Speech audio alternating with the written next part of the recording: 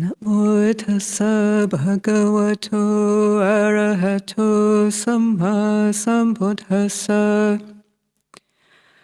Namo tassa bhagavato arahato samma sambuddhassa. Namo tassa bhagavato arahato samma sambuddhassa.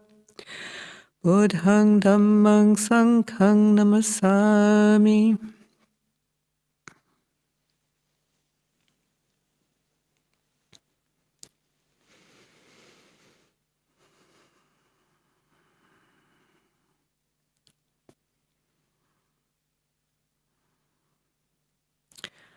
So Ajahn Amaro has given me the opportunity to share some reflections on Dhamma this evening. The observance night, the half moon, and I'm sitting here in the temple full of monks. A very unusual experience for me with just Anigarika Aryasara looking after me. The sisters are in the retreat center shrine room, and the lay people in different places in the monastery, the Bodhinyana hall, sala, and so on, retreat center. So very unusual circumstances.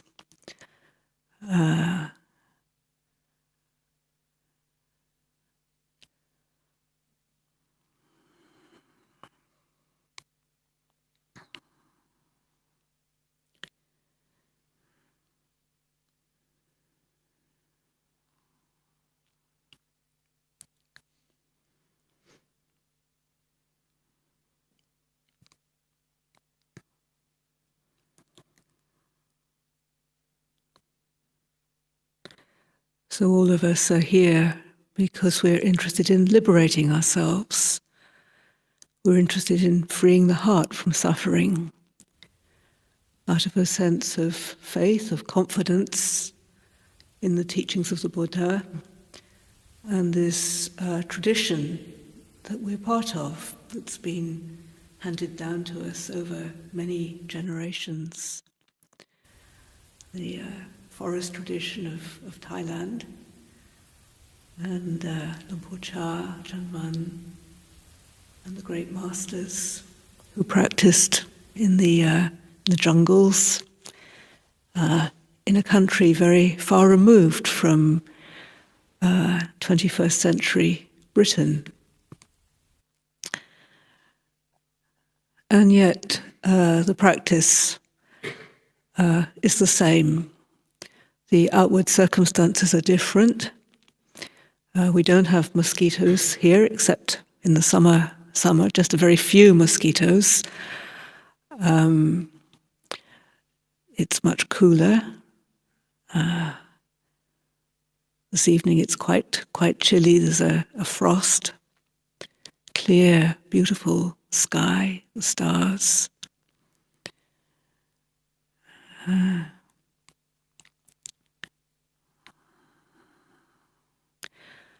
And we're in a situation where we have people from many different countries practicing together.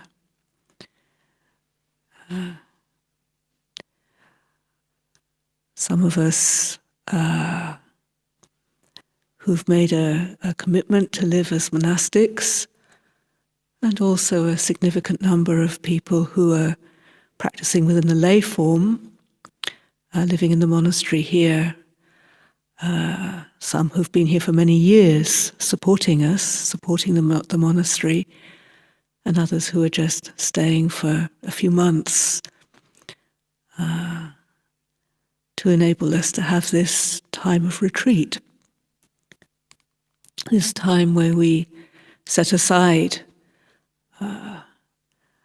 many of the duties, the responsibilities, in order to focus exclusively on our real responsibility, our real opportunity to really focus on the heart, on the mind, and all of the different ways that we create suffering for ourselves.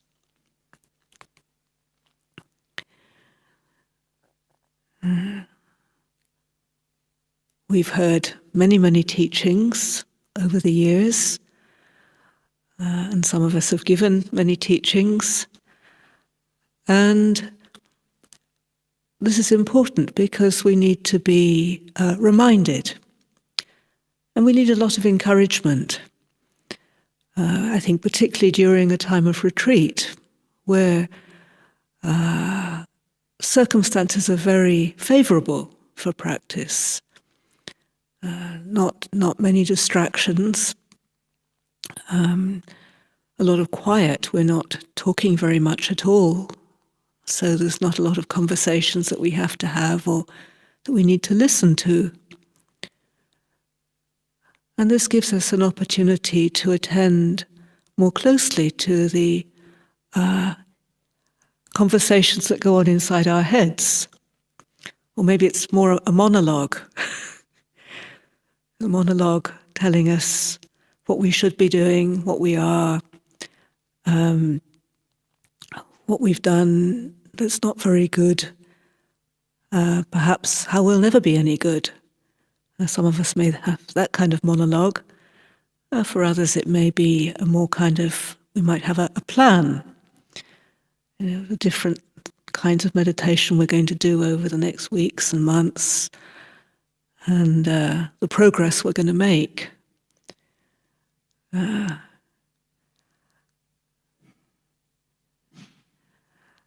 these monologues go on for all of us. All of us experience this kind of internal chatter. And it can be very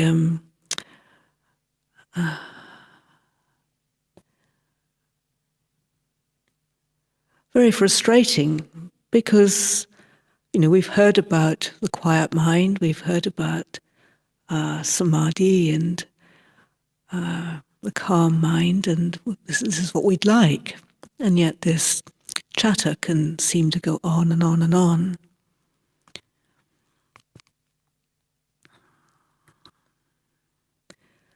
So we need encouragement to keep going, even when it may seem to be very difficult.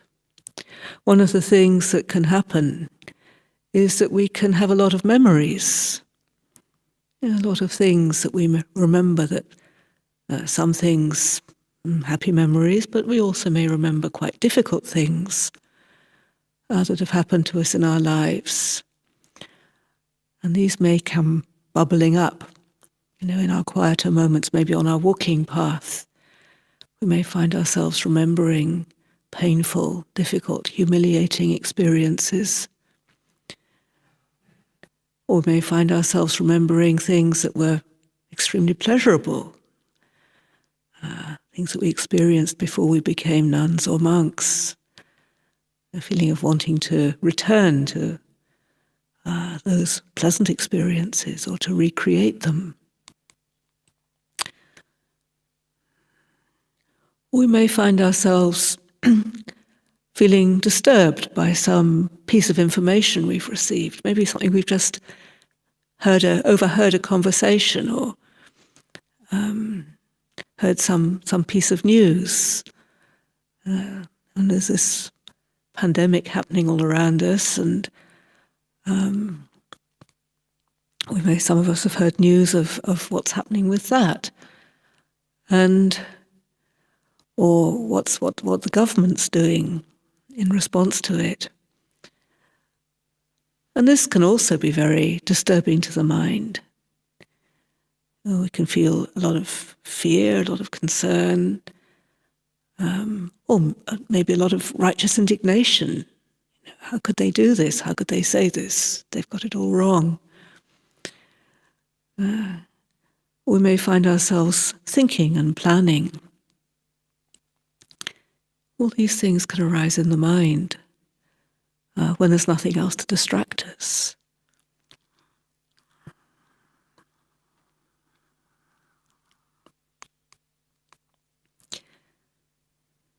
And this is completely normal.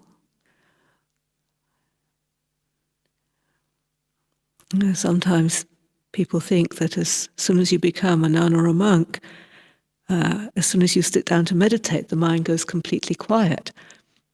I remember being quite shocked when somebody said this to me, this kind of idea that the minds of all monks and nuns are totally quiet. Never a mean thought, never a lustful or foolish thought in the mind. And maybe that's the case for some of us, but certainly in my experience it's certainly not the case. And particularly when we have a time of retreat, it seems that at those times every single foolish thought that one can ever imagine seems to arise in consciousness.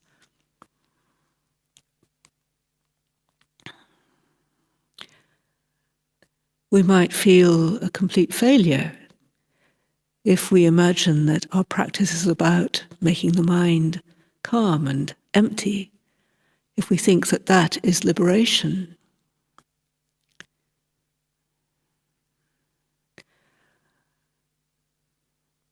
But the way I understand practice, it's much more about making peace with the way that things are.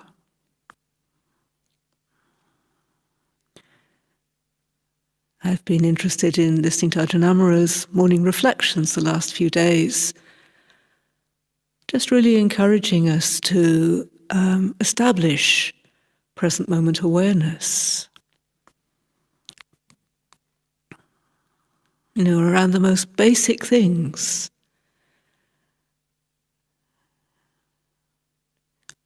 Awareness of the body, awareness of the breath, awareness of the mind itself. Rather than reaching out to some pleasant future state that we hope that if we practice hard enough we'll attain, to make the entire focus of our practice here and now.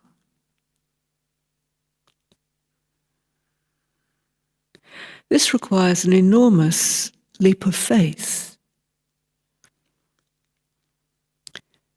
It feels like something that's totally irresponsible, and letting go of our plans, our ideas, even our very good ideas, and just being present.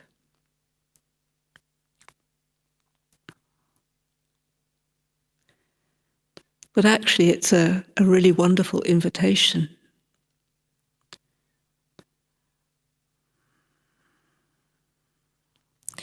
A really wonderful opportunity to just be here now. To actually trust in the Dhamma. The Buddha's teachings all point to this Dhamma, to this truth. So we don't actually grasp hold of the teachings. We look to where they're pointing. They're pointing to here, now. What's happening here and now? How is it right now?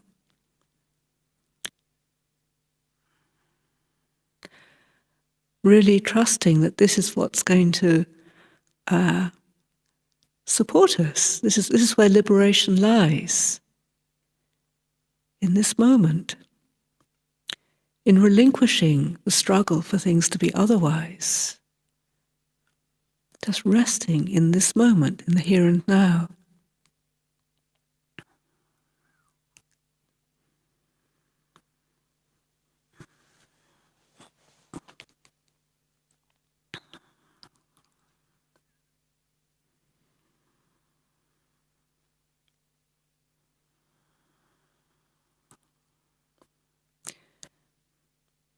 Living in harmony with reality, with truth.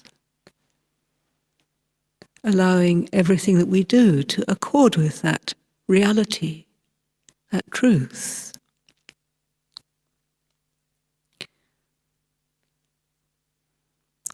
So the practice is very, very simple.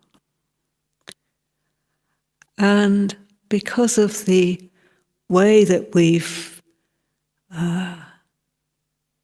been conditioned, our mind has been conditioned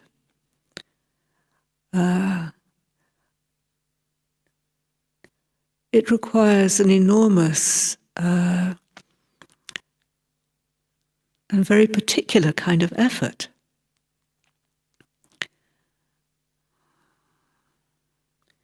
Because we're conditioned to hold on to all of our ideas of who and what we are. We're conditioned to hold on to make much of our plans, of our strategies, to get what we want. And to get rid of what we don't want. This is what we do. This is the way the mind has been programmed. And it's not just going to stop because we've set foot on the path. Having put our feet on the path, this is just the beginning.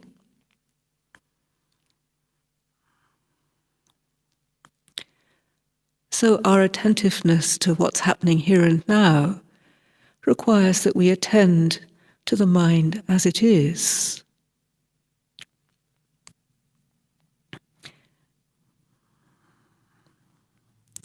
With all its thinking and planning and wondering about this and that, all of our mean, negative thoughts, all of our lustful, greedy thoughts, our strategies, our ideas, our irritation, our righteous indignation about this, that, and the other. These things, these are what arise in our minds. And it's not going to just disappear because we don't want it to be there.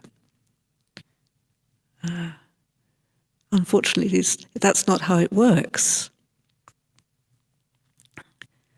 And if we don't want it to be there, then that's just another thought, isn't it? I shouldn't have this thought. I shouldn't have these mean, nasty thoughts. My mind should be calm and peaceful. I should love everybody. I should get on well with everybody. We should work in harmony. Always friendly with each other. Yeah, that's certainly true. We should. And yet, sometimes it's not like that.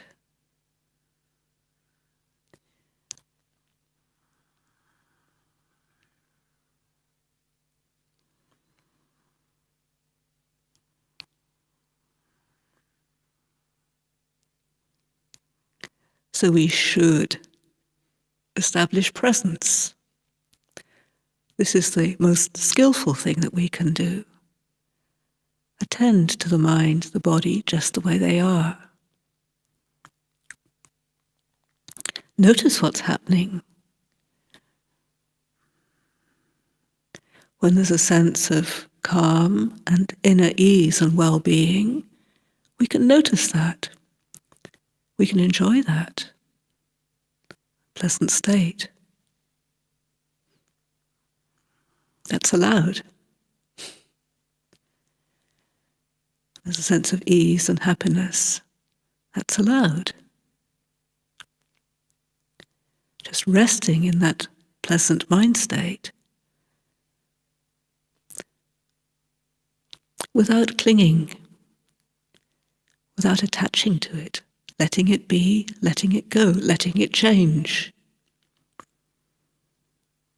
Learning how to flow with life. Sometimes it's pleasant, and sometimes it's extremely difficult, extremely challenging, not pleasant at all. Can we be present with that? Can we stay attentive to the mind when it's struggling with something, filled with ill will, either towards ourselves or towards somebody else, or filled with all kinds of thinking and planning, or some silly tune that we remember. I made up this wonderful mantra based on a Negro spiritual that I learnt years and years and years ago when I was a kid. And it's been going around in my head for days. Yeah.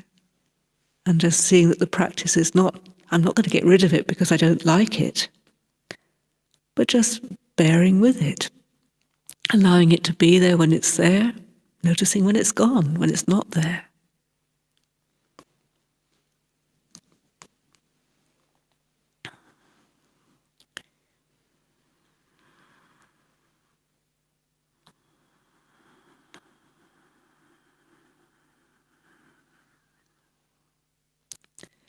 So putting all of our attention, all of our effort into being present, into establishing presence of mind, being here, now. When we're sitting, we're fully present, fully with the body as it's sitting. When we get up, when we bow, we walk out of the temple, out of where we're sitting, we're with the body as it walks. On our walking path, we're with the body as it walks. Whether it's our feet touching the ground, whether it's the air on our skin, whether it's the fragrance in the air, the fragrance of the wood smoke on a chilly evening or early morning, fragrance of the meal being prepared.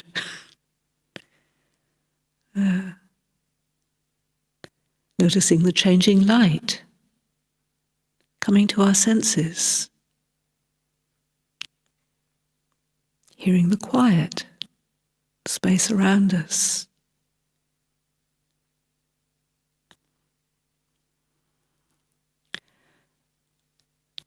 Attending to this moment.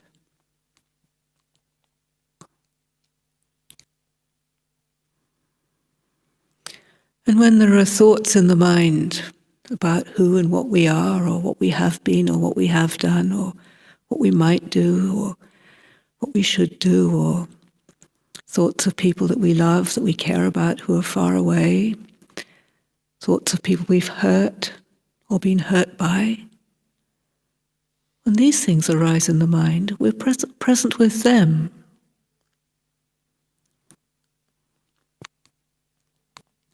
Letting go, allowing them to change, relinquishing our hold on them, either being fascinated by them, clinging to them, elaborating on them, building them up into some great strategy, or some strong idea about some ghastly mistake we've made, or some real harm that's been done to us, or whatever it is. Rather than involving ourselves in the story or struggling to get rid of it, we simply notice, this is how it is. These are thoughts, these are memories. This is an emotion. This is a sense of emotion, of sadness, of sorrow. This is sorrow. This is joy, this is happiness. Just noticing these things as they arise in consciousness. This is a feeling of regret. I don't know about you, but sometimes in retreats I can find myself remembering something that I've done that maybe hurt another person, feeling enormous regret. When there's regret, often the mind goes back over and over again, building on it, embellishing it, and making ourselves into some, what an awful person I am for having done that thing. How stupid I was for not having done that thing. Missing an opportunity. And blaming ourselves, judging ourselves, blaming somebody else, judging somebody else. This is papancha, proliferation. So can we just notice this is what regret feels like? This is a thought.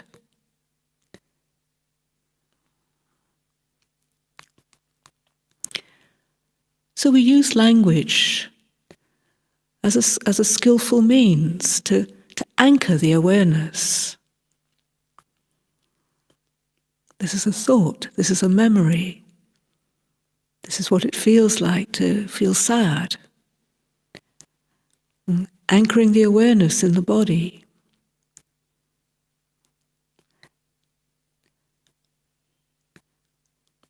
You can ask yourself questions like, how do I know that I feel sad? How do I know that there's sorrow? How do I know that there's anger? How do I know fear? Can I recognize fear as it arises, as a physical sensation? Or recognizing the thoughts associated with fear.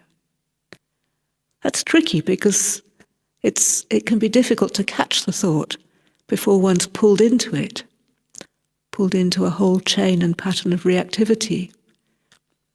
But if we can just notice the thought, sometimes you can catch it by writing it down. Have a piece of paper by you and just write down the thought, the fear, whatever it might be.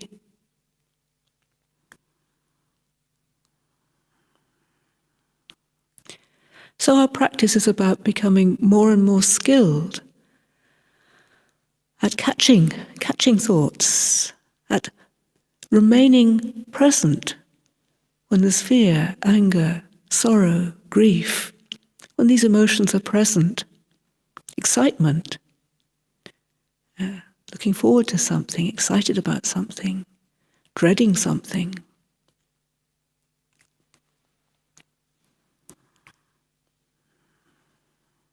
Always anchoring the awareness in the here and now. This is where there's safety. This is where there's security. This is the secure abiding. Buddha Dhamma Sangha. Awareness. Awareness of this moment as we experience it. Recollecting our aspiration to live in accordance with truth.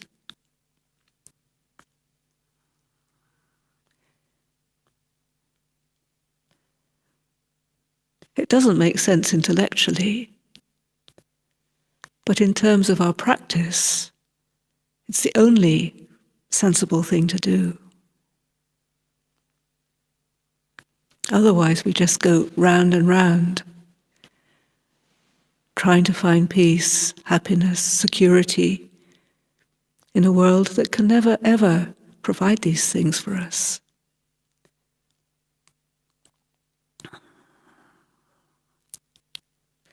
Always looking for more pleasure,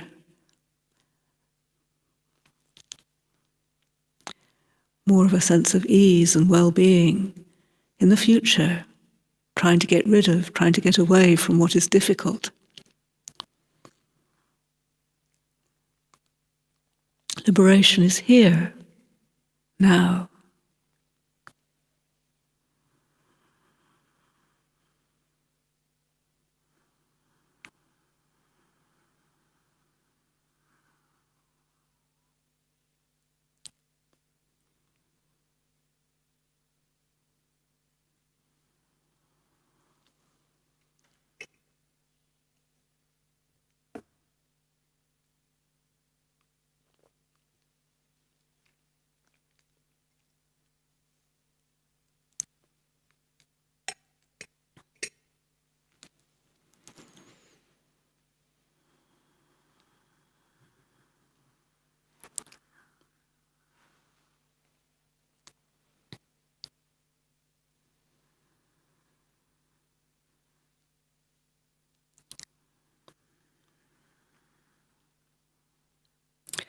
One of the things I find very helpful is just contemplating an attitude of friendliness, of kindliness.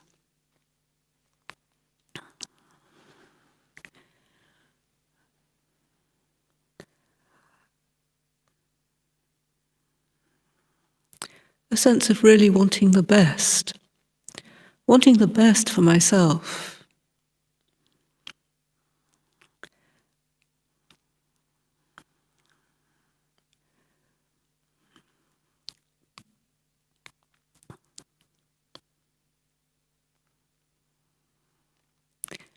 a real interest in supporting and encouraging a sense of well-being. This is something I've found helpful, and I think each of us has to recognize what's needed. But I know that for myself, I've tended to be very critical and judgmental of myself, and always undermining that sense of well-being, feeling not good enough, not worthy, always ready to judge and criticize my efforts in meditation particularly, but all kinds of other things as well. Whereas if what I found was that actually just wishing myself well, Candasiri, may you be well. May you abide in well-being, in a sense of ease, a sense of happiness.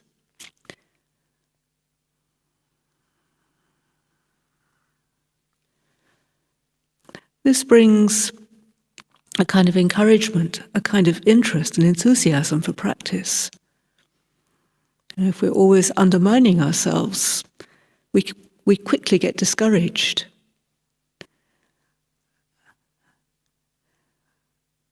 Something I say quite often is, rather than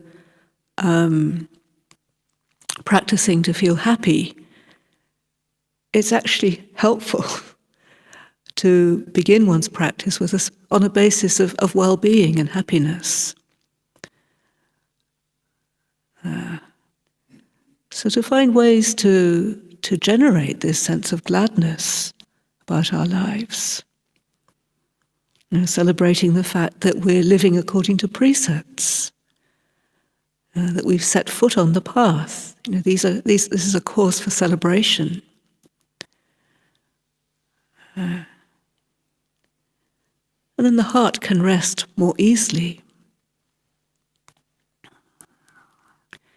As we become less critical and judgmental of ourselves,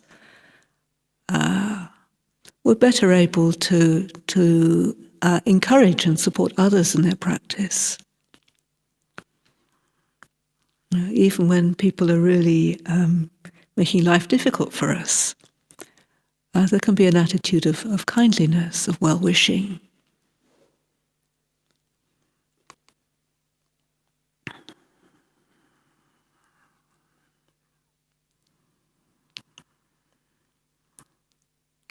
Learning how to forgive,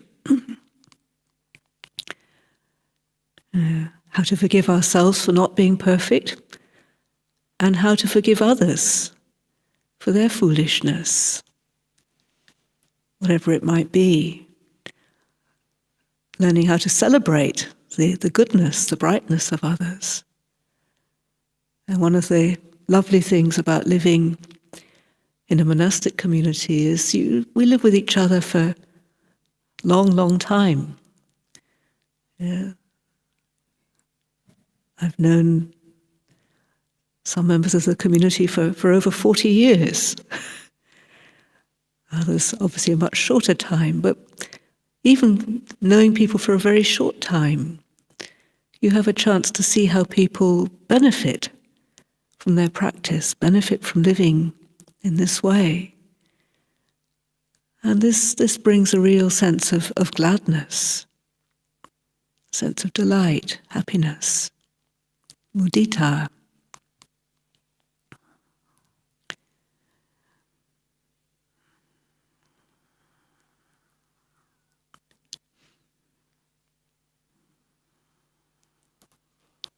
But we can only really appreciate this when we are able to feel good about our own practice. At least this has been my experience. To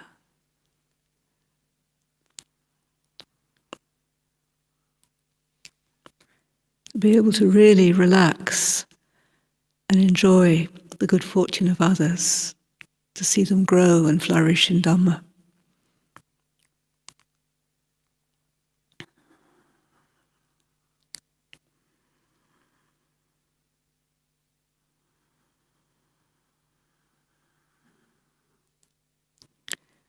So living in community, we see each other go through all kinds of things, just as we ourselves go through all kinds of things. We'd like to always be bright and positive and enthusiastic about our lives, about our practice, and yet we don't always feel like that. Sometimes we feel glum and grumpy and irritable and miserable. And in the same way, we see each other going through really difficult times. Times when people feel, seem to be very constricted, unhappy, and not really pleased with life. And you could think, "Oh, come on, snap out of it. You should be pleased to have this opportunity. You should be happy to have this opportunity. You should feel bright and positive." We don't always feel bright and positive. Nobody feels bright and positive all the time. So there can be a sense of concern, a sense of patience. This is something that's really important in this life. Enormous patience. Patience, spaciousness, willingness to be with what's difficult, what's unpleasant about ourselves, within ourselves, and among those around us. Just bearing with it. It's okay, it'll change.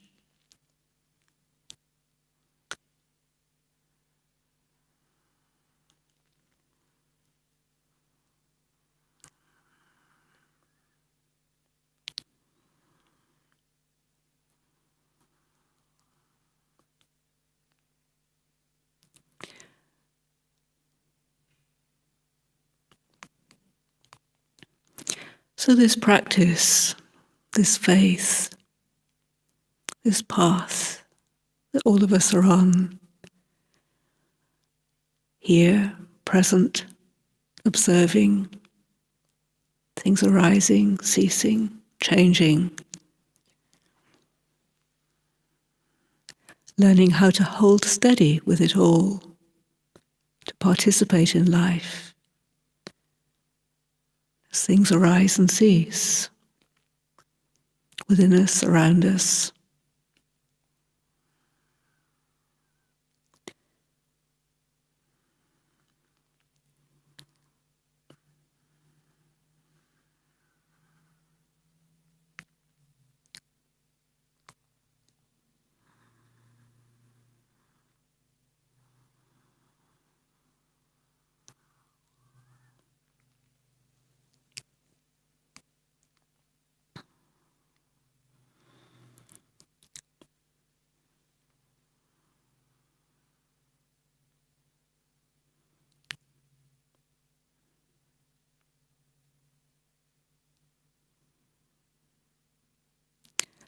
So we have a long time ahead of us. Another probably about 11 and a half weeks of retreat time. And some of it will be wonderful. I'm quite sure that everybody will have some wonderful moments. Maybe all of it will be wonderful. Well, all of it will be wonderful, actually, that's a fact. But whether all of it will be pleasant, that's something that I very much doubt. But the encouragement just to keep establishing presence. However difficult and horrible it might seem, stay present. Stay with it. However wonderful it might seem, stay with it. Bear with the difficult times. Hold steady with the difficult times. Don't lose heart. Just keep going. It'll surely change. I remember the first retreat I did at Oakenholt with Ajahn Sumedho. And I got into a very glum state, and I didn't imagine how I could ever not be glum. I remember actually quietly sobbing into my cereal one breakfast time because I knew that Ajahn Sumedho was going to die one day. This was 40 years ago, more than 40 years ago, just feeling really, really glum. And then looking up from my cereal and noticing a carton of orange juice on the table. And on the carton of orange juice it said, "Have a good day." And I was so surprised. Immediately the mood vanished. Have a good day. So I wish all of you to have a good retreat.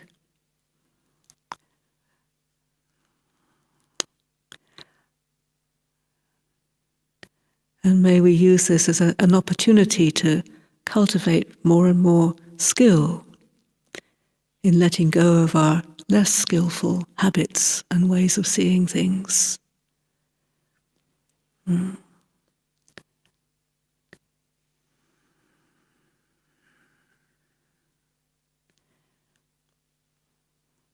Allowing all of the stuff that we've accumulated over our lives to fall away, little by little, little by little.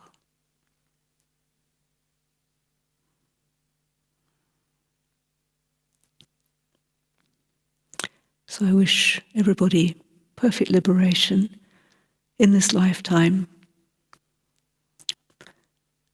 if not before the end of the retreat.